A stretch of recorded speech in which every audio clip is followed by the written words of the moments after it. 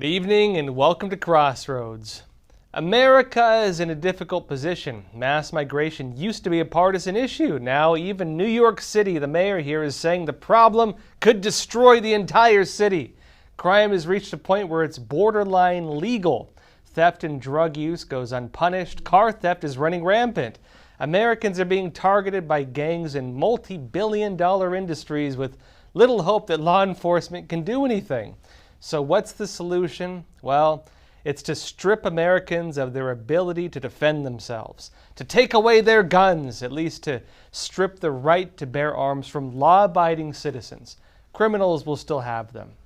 This was even admitted by the New Mexico governor, who tried using an emergency order a couple weeks ago to temporarily ban guns.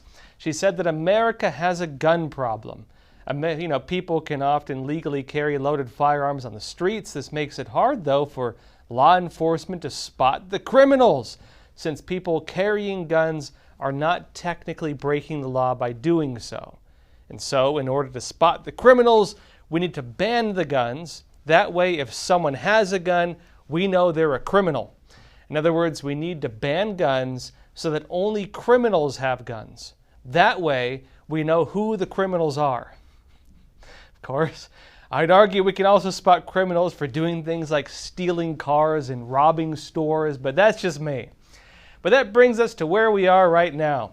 Seeing the problems the country is facing, the Biden administration has launched a brand new office, and this office will push to ban guns for our safety. An official announcement on September 21st declared the launch of the first ever White House Office of Gun Violence Prevention. Here's President Joe Biden introducing the new office. We push for Congress to do more. We're going to centralize, accelerate, and intensify our work to save more lives more quickly. That's why this new White House Office of Gun Violence Prevention is what it's designed to do. It will drive and coordinate a government and a nationwide effort to reduce gun violence in America. Kamala Harris will be in charge of it, but like Biden says, hey, save lives more quickly, you say? Well, you might be asking how they're going to do that. If we look at the number of causes of death in America, the leading causes of death, most are actually health-related, things like heart issues, respiratory problems. You get into it further, it's accidents. A lot of it could be mitigated through better diet and maybe some exercise. Guns really come into the picture because of suicide. Suicide was the 11th leading cause of death in 2021. According to CDC statistics, around 48,100 Americans took their lives that year. And people used firearms in about 55%, roughly half of the suicide cases. So will the government try to prevent suicides? Actually, no. It's the opposite. The government has been trying to help people kill themselves through things like euthanasia. It's not just in the U.S. In Canada, they're pushing to allow kids to get euthanized, killed by their own government. They even have coloring books on government-assisted suicide for children. Some argue the parents should not even be told about it. Maybe the kid wants to get a gender change, maybe to kill themselves. They might not even tell you if they're doing it. A couple of weeks ago in Belgium, a woman was allegedly euthanized by nurses who smothered her with a pillow. Her family heard her scream as she was assisted. It's the brave new world, and the Biden administration seems to be mostly for it. And suicide in America, notably, has also been getting worse. So what about saving the lives of Americans? Are the proposed restrictions on firearms there to really save us from harming ourselves? Well, aside from suicide, if self-harm is a problem, it may be better to focus on the drug problem first. After all, they kill more than double the number of Americans than even the total number of suicides each year. That's about 4 times as many Americans killed each year than of suicides even using guns. Illegal drugs have been killing Americans by the hundreds of thousands. Of the more than 106,000 Americans who died from drug overdoses in 2021 alone, about 70,600 were primarily caused by fentanyl. So maybe the government will crack down on drugs, save our kids from overdoses. After all, it does seem like they're taking our safety seriously. At least that's what they're saying. Or maybe they'll go after the drug cartels that supply the drugs, or, help secure the border to stop those drugs from flowing into the country. Well, it's actually the opposite. The government has been aiding these crimes. They've been pushing to decriminalize drugs. The Biden administration has actually been supplying drug addicts with things like safe smoking kits and other tools to help them use their illegal drugs. With the border, the Biden administration has tried forcing Arizona and Texas to even remove barriers meant to stop the illegal entry. And mass migration is actually making the cartels even more powerful. The cartels are literally making multi-billion-dollar human trafficking operations thanks to those open border policies. But back to the deaths by firearms. Now, it does not appear that stopping suicide is the reason they want to restrict guns. They're not really doing much with it. They're actually massively strengthening the cartels as well. In a country, around 300,000 people have been killed by the cartels since 2006. Now, personally, it seems counterintuitive to help them if the goal is to stop gun violence. But hey, that's another issue. The deaths by drugs do not seem to be an issue either. So what are they talking about with protecting us using gun restrictions? Well, news outlets tend to mix gun deaths with suicides to make the numbers higher. It seems the government doesn't really care about the suicides. So what about the rest? Well, most of the violence actually comes from gang violence, most gun violence in that regard. In fact, that's the majority of the so-called mass shootings. Data on this is sporadic, mostly because gang crime is not recorded the same as it used to be. It was actually an Obama administration policy where they changed the numbers around and they call them mass shootings instead.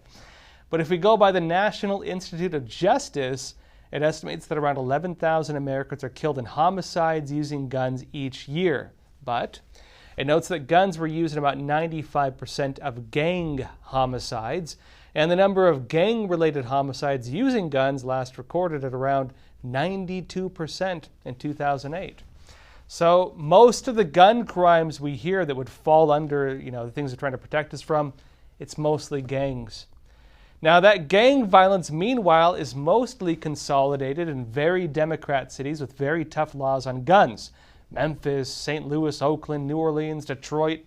In fact, if America were to factor out the top 10 cities where gang violence is a problem, the rest of the country, by population, would have some of the lowest gun crime rates on the face of the earth.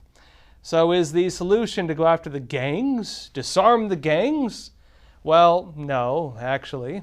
Many of the cities were actually pushing to defund the police that would actually go after them. Many cities, including Minneapolis, are having shortages of police in the wake of the BLM riots. Many have elected soft on crime or Soros DAs, and because of this, teenagers have been sent a message that murder is not even something of consequence. Now, when 2 teens were arrested in Las Vegas recently for filming themselves in the crime wave where they were running over bicyclists and stealing cars and killed a retired police chief, one of them allegedly said, "I'll be out in 30 days, I'll bet you, slap on the wrist." So back to those gun crimes and the need to protect us all by restricting the ownership of guns. Well, the narratives don't quite line up. Now, I don't think they're actually trying to protect us with these laws. At least none of the data seems to suggest that. And the media establishment tends to play with numbers to even make their narrative seem more credible. If you have to deceive people to make a point, it's probably not a very good point. So why do they really want to take our guns away? Well, some believe it's to throw us all in concentration camps and kill all of us. But personally, I think it's something else. The reality is they don't have the authority for any real gun restrictions right now. In fact, the trajectory in the United States is heading the other way.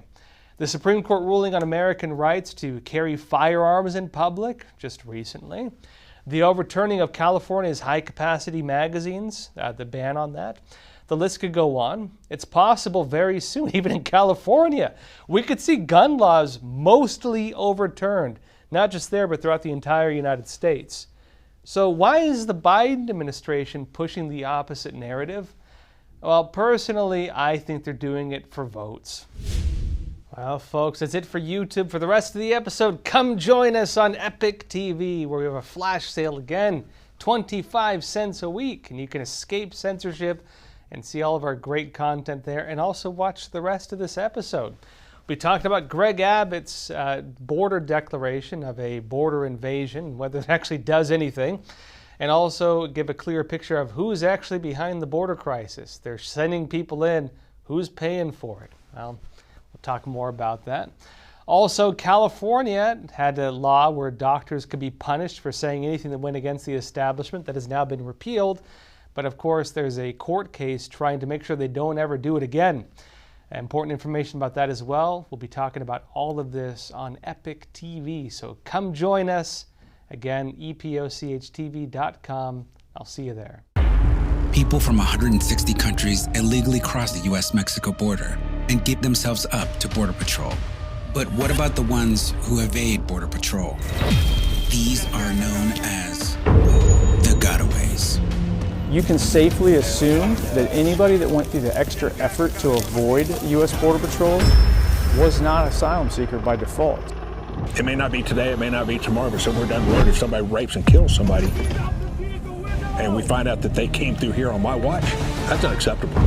These men had surrounded my house. They were banging on my back door. They were banging on my front door. You can't understand it unless you're out here seeing it every day. 21 dead bodies on the property. Code 3 response. Is it wrong to ask people to come to your front door of your home? Then why would it be wrong to ask people to come to the front door of our nation? Their primary goal is to circumvent the checkpoints, go undetected. People that do not want to surrender, those are going to be the potential terrorists, the criminals, the real threat to the U.S. We were hoping the federal government would step in and do something, but they didn't. We have no clue who they are or where they're going. That's the scary part.